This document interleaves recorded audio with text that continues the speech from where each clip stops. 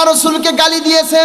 এখনো কাফের বেঈমানেরা আছে মাঝে মধ্যে আমার আপনার নবীকে গালি দেয়, কথা বলেন ঠিক কিনা?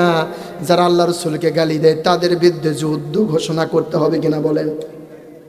কাফের বেঈমানেরা রাসূলুল্লাহ সাল্লাল্লাহু আলাইহি ওয়াসাল্লামকে নিয়ে তামাশা করেছে, আল্লাহর হাবিবকে কষ্ট দিয়েছে। তেমন একটা কথা বলি, কোন রাসূলকে ভালোবাসবেন? কেন রাসূলকে ভালোবাসবেন না? কেন নবীকে ভালোবাসবেন না?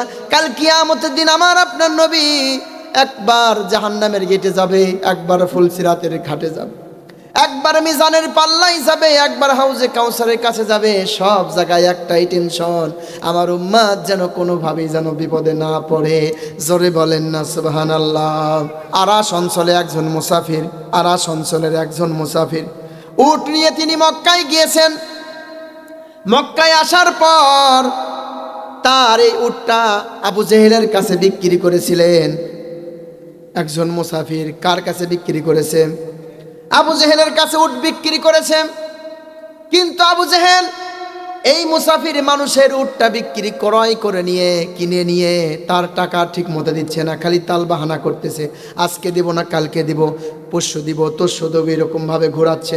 এইভাবে কি করতেছে? ঘোরাচ্ছে। মানে আরাস অঞ্চলে একজন মুসাফির ছিলেন, তিনি মক্কায় আসে একটা কাজে তার উটটা আবু জেহেলের কাছে বিক্রি করে। কি করে? এই বিক্রি করার পর এই দুষ্ট আবু জেহেল, এই দুষ্ট আবু জেহেল সেই মুসাফির মানুষের উটের যে টাকা, এই টাকা ঠিক দিতে যাচ্ছে না। মানে খালি এরকম করতে করতে বেশ কয়েকদিন চলে যায়। অবশেষে এই মুসাফির মানুষ বেচারা নিরুপায় হয়ে কুরাইশদের একটা মজলিসে যায়। মজলিসে গিয়ে সমস্ত কুরাইশবাসীকে বলে, ও কুরাইশবাসীরা, ও কুরাইশবাসীরা, আমি একজন মুসাফির মানুষ, আমার বাড়ি আরশ অঞ্চলে, আমি সেখান থেকে মক্কাতে এসেছি। আমার একটা উট ছিল, আমি উটটা আবু জেহেলের কাছে বিক্রি করে দেই, কিন্তু আবু জেহেল আমার কাছ থেকে উটটা ক্রয় করে নিয়ে আমাকে টাকা ঠিক মতো দিতে চাচ্ছে না। আজ দিচ্ছি, কাল দিচ্ছি, আমাকে খালি ঘোরাচ্ছে। আমার এই একটু বিচার করে দিবা, আমার একটু কি করে দাও, বিচার করে দাও। সমস্ত কুরাইশবাসীরা বলল, কুরাইশবাসীকে লক্ষ্য করে মুসাফির বলল, কুরাইশবাসীরা, তোমাদের ভিতর কেউ এমন আছে না যে আমার এই বিচারটা করে দিবে, আমার এই টাকাটা উদ্ধার করে দিবে আবু জেহেলের কাছ থেকে? সমস্ত কুরাইশবাসীরা ভাবলো, এই তো একটা সুযোগ, মুহাম্মদকে বিপদের ভিতর ফেলাতে হবে, এমন একটা সুযোগ পেয়েছে, এই সুযোগটা হাতছাড়া করা যাবে না। আজকে মুহাম্মদকে আমরা বিপদের ভিতর ফেলাবো। কোন নবীকে? আমার আপনার নবীর কথা বলতেছে। জোরে বলেন না নাউজুবিল্লাহ। কুরাইশবাসীরা বলল, এই তো সুযোগ, এই তো সুযোগ, আমরা আজকে মুহাম্মদকে বিপদের ভিতর ফেলাবো, আজকে মুহাম্মদকে লাঞ্ছিত করব, লজ্জার ভিতর রাখবো। সমস্ত কুরাইশবাসীরা বলল, একজন ভালো মানুষ আছে এই আমাদের এলাকায়। কয়জন ভালো? একজন ভালো মানুষ আছে, ওই যে দেখো আল্লাহর হাবিব সাল্লাল্লাহু আলাইহি ওয়াসাল্লাম তখন বাইতুল্লাহ শরীফের পাশে তিনি ছিলেন। আল্লাহর হাবিব সাল্লাল্লাহু আলাইহি ওয়াসাল্লাম সেখানে বসা অবস্থায় ছিলেন। সমস্ত কুরাইশবাসীরা বলল, ওই যে একজন ভালো মানুষ, ওই লোকের কাছে গেলে তিনি আবু জেহেলের কাছ থেকে তোমার টাকা উদ্ধার করে দিতে পারবেন। আসলে কুরাইশবাসীরা তারা তামাশা করে আল্লাহ রসুল সাল্লাল্লাহু আলাইহি ওয়াসাল্লামকে বিপদের ভিতর ফালানোর জন্য আল্লাহ রসুল সাল্লাল্লাহু আলাইহি সাল্লামকে দেখে দিয়েছেন। এটা কিন্তু মুসাফির জানে না। মুসাফির কি জানে না? কারণ আবু জেহেলের সাথে রসুল সাল্লাল্লাহু আলাইহি সাল্লামের সম্পর্ক কি ভালো না খারাপ? জোরে বলেন না, খারাপ না? যে আজকে বিপদে ফেলাবো, আল্লাহ রসুল সাল্লাল্লাহু আলাইহি সাল্লামকে বিপদে ফেলাবে, এই জন্য বলতেছে তামাশা করে। ওই যে বাইতুল্লাহ শরীফের সাথে যে একজন বসে আছে, উনি হচ্ছে ভালো লোক, উনির কাছে গেলে আবু জেহেলের কাছ থেকে টাকা কি করতে পারবে? উদ্ধার করে দিতে পারবে। মুসাফির মানুষ সেটা বোঝে না, মুসাফির মানুষ সেটা জানে না যে তাদের ভিতর শত্রুতা আছে। মুসাফির মানুষ আল্লাহ রসুল সাল্লাল্লাহু আলাইহি ওয়াসাল্লামের কাছে গেলেন, ওগো আপনার কথা বলতেছেন, আমি একজন মুসাফির মানুষ। আল্লাহর হাবিব সাল্লাল্লাহু আলাইহি সাল্লামকে বলতেছে, আমি একজন মুসাফির মানুষ, আমার বাড়ি আরশ অঞ্চলে, আমি মক্কাতে আসি একটা কাজে, এই মক্কাতে আসে আমি আমার উটটা বিক্রি করে দিয়েছি এলাকার একজন প্রভাবশালী লোক আবু জেহেলের কাছে, কিন্তু আবু জেহেল আমার টাকাটা নিয়ে, কিন্তু আমার উটটা নিয়ে আমাকে আর টাকা দিচ্ছে না।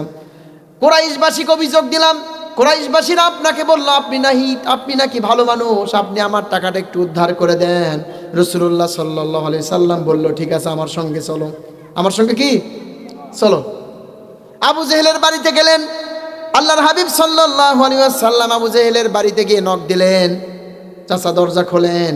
সঙ্গে সঙ্গে আল্লাহ রাসূল সাল্লাল্লাহু আলাইহি সাল্লাম যখন দরজায় নক দিলেন, সঙ্গে সঙ্গে আবু জেহেল ভয় ভীতি অবস্থায় আল্লাহ রাসূলের জবাব দিলেন। জোরে বলেন, চেহারার ভিতর ভয় আতঙ্ক দিয়ে জবাব দিলেন যে দরজা খুলতেছি।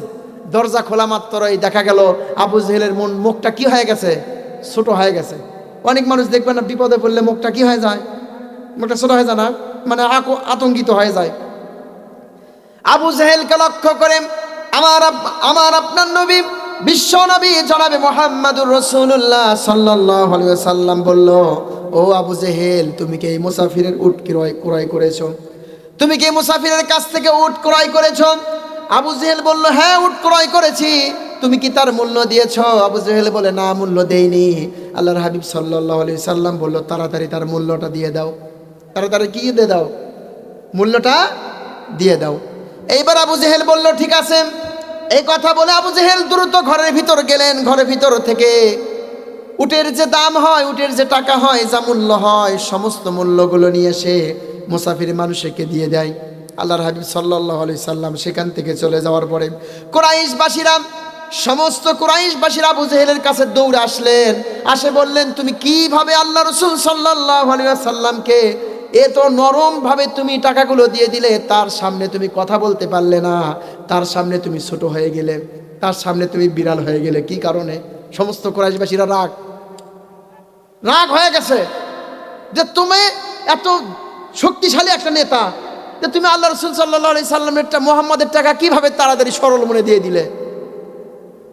সমস্ত কুরাইশবাসীকে লক্ষ্য করে আবু জেহেল বলল, ও কুরাইশবাসীরা, যখন মুহাম্মদ আমাকে এসে ডাকলো, তখন আমার অন্তরের ভিতরে একটা ভয় কাজ করে দিল।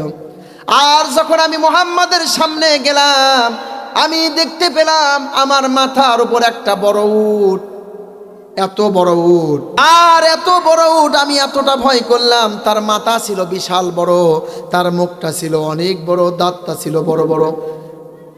আমাকে জানো, আমি যদি একটি উল্টো পাল্টা করে দিই, হয়তো আমাকে সে আঘাত করবে। এই ভয়ে আমি সঙ্গে সঙ্গে মুহাম্মদ টাকা চাওয়া মাত্রই আমি সঙ্গে সঙ্গে সমস্ত টাকাগুলো দিয়ে দিয়েছি।